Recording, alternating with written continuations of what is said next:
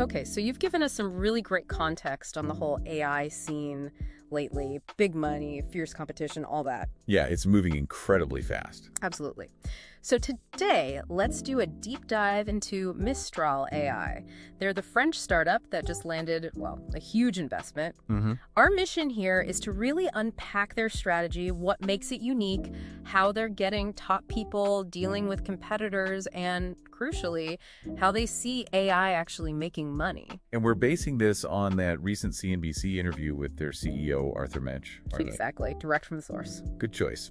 Mistral's interesting because they seem to be pushing back just a bit against this narrative that AI is purely about who spends the most money. That's a perfect starting point. So the big news. Mistral announced what, nearly $2 billion for their Series C? Yeah, close to $2 billion. It's a huge number, especially for a company that's, what, 2.5 years old? Right.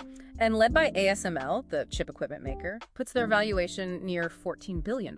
Which is, massive. But you have to ask, in this climate, how much of that is real sustainable value versus, well, just AI investor hype? It's always the question, isn't it? Look, there's definitely some hype in the sector, no doubt. But getting ASMI to lead, that's more than just cash.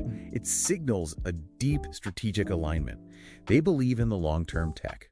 Okay, so strategic partnership, not just money. Makes sense.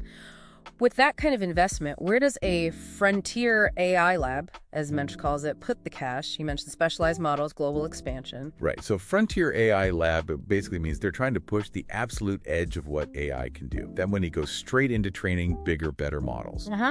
But what's interesting is their focus isn't just general AI. They're looking at specialized areas like physics, you mentioned. Physics, okay. Yeah, and that ASML partnership, it lets them plug that advanced AI directly into really high-value, complex industries like semiconductor manufacturing. It shows immediate practical application. Plus, yeah, global growth, Europe, US, Asia. They're thinking big. Big ambitions need top people, though. Which brings us to the talent war. How does a younger European startup compete with, Google? Meta. It's tough. But Mensch pointed out, Europe has amazing computer science and math schools. Yeah. That's a strong base. Okay.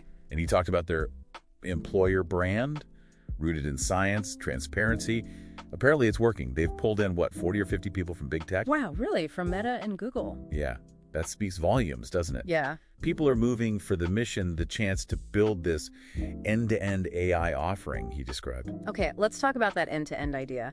Mensch says they're defining a new category with a fully integrated solution. What does that actually mean? How's it different from just another integrator or even the cloud giants? I think the key is that zero ROI comment he made. Right, that companies adopt models but get nothing back. Exactly. Many enterprises try, they get a powerful model, but they can't actually connect it effectively to their data, their processes to get a real return.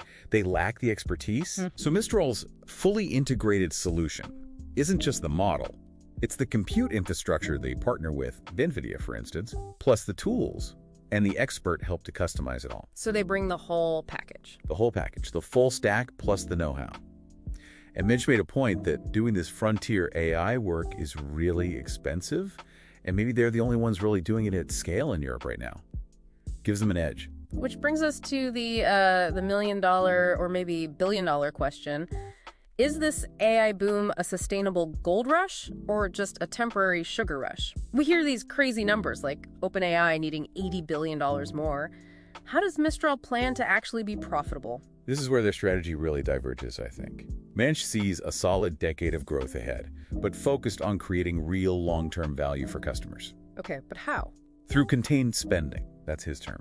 He said Mistral has only burned through about $400 million since they started. Only $400 million in 2.5 years. Yeah. He explicitly said that's less than 1% of what U.S. competitors have spent. Yet he claims their models are on the podium of human preferences, meaning they perform top tier in real-world evaluations. So spend smart, not just big. Exactly. Yeah. Spend efficiently, create tangible value, make money with customers, not just from funding rounds.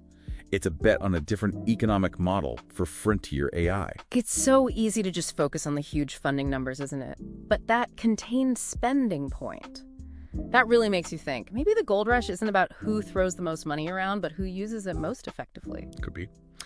So recapping our deep dive, Mistral's got this distinct full-stack approach. They're tapping European talent effectively, and they have this disciplined, almost countercultural spending strategy in a super expensive field. A very different profile. Which leaves us with this thought. In an industry defined by staggering costs and relentless competition, could Mistral's focus on actual enterprise ROI and keeping spending contained?